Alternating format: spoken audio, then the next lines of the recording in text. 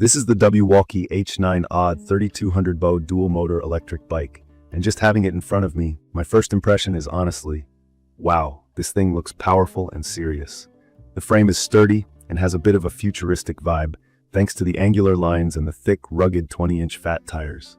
The matte black finish is sleek, and the build quality feels solid right away. It's not a small or lightweight bike. When I tried to lift it or roll it around, the weight was pretty obvious. But after spending some time with it, I get why. There's a lot packed into this package. Let's get into a quick review.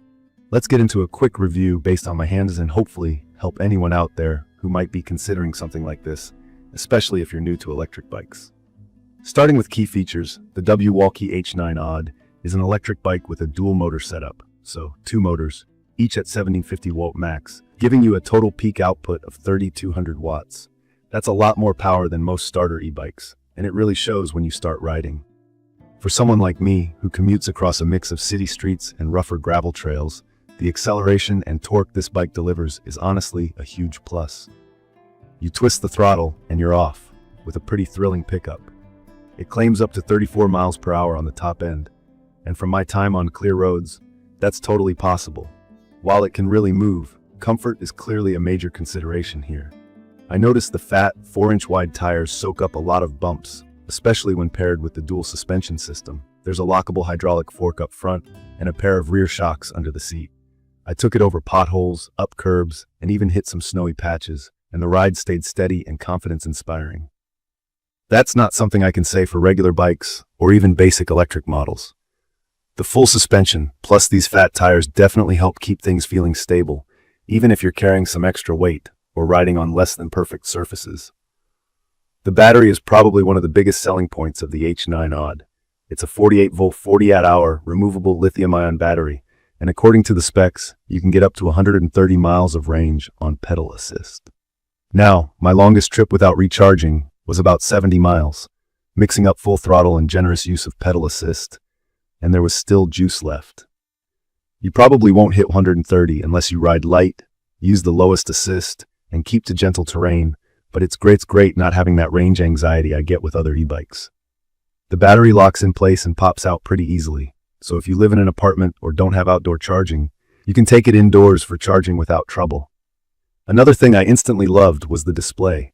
It's a full-color LCD monitor, nice and bright, even in the sun, and it gives you all the basics you need: speed, battery bar, distance, assist mode, that kind of thing. If you like messing with your bike's settings, there's also app control. I paired it up with my phone using the Wallke app, which let me adjust ride modes and check stats. For beginners, this isn't mandatory at all, but if you're into gadgets, it's a fun bonus. There's also USB charging on the display, letting me juice up my phone during longer rides. Safety-wise, I felt pretty confident thanks to real motorcycle-style 4-piston hydraulic disc brakes with 203mm rotors.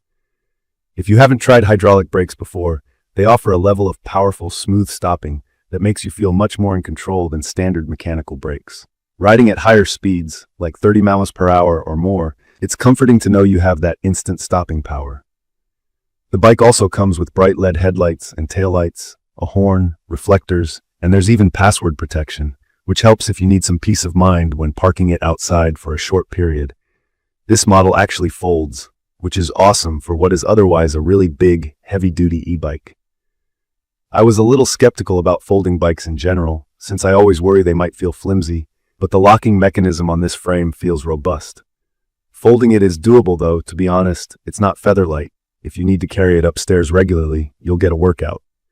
For me, it fits in the back of my SUV when fully folded. That's not something I can say about most non-folding e-bikes at this power level. I'll be straight. I was a bit nervous about assembling it, since I'm not a pro mechanic and I have a record of misplacing tools. The H9 AWD comes 85% pre-assembled and most of the tricky stuff is already done.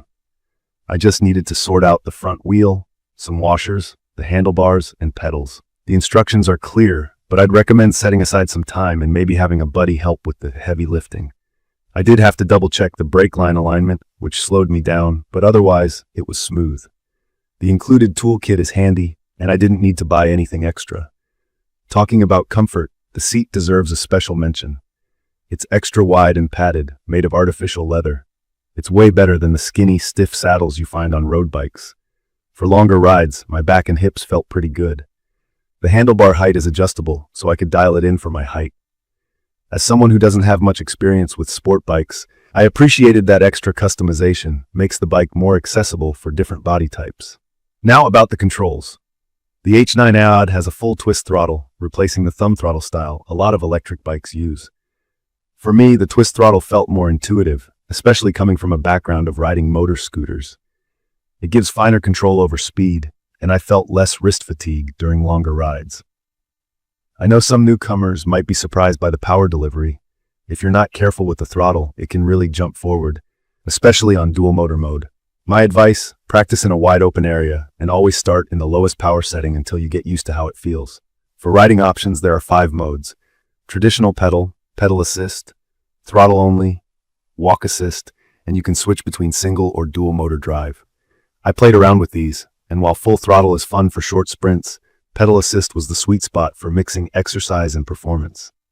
The walk assist is handy for pushing the bike up ramps or during crowded sidewalk stretches. The shim 7-speed gear system isn't wildly different from other bikes, but it's dependable and it helps compensate for hills when you want to save battery and use your legs more. Carrying stuff is easy. There's a tough cargo rack at the back that held my backpack, groceries, even a small cooler. If you do delivery or just like day trips, this is a big plus.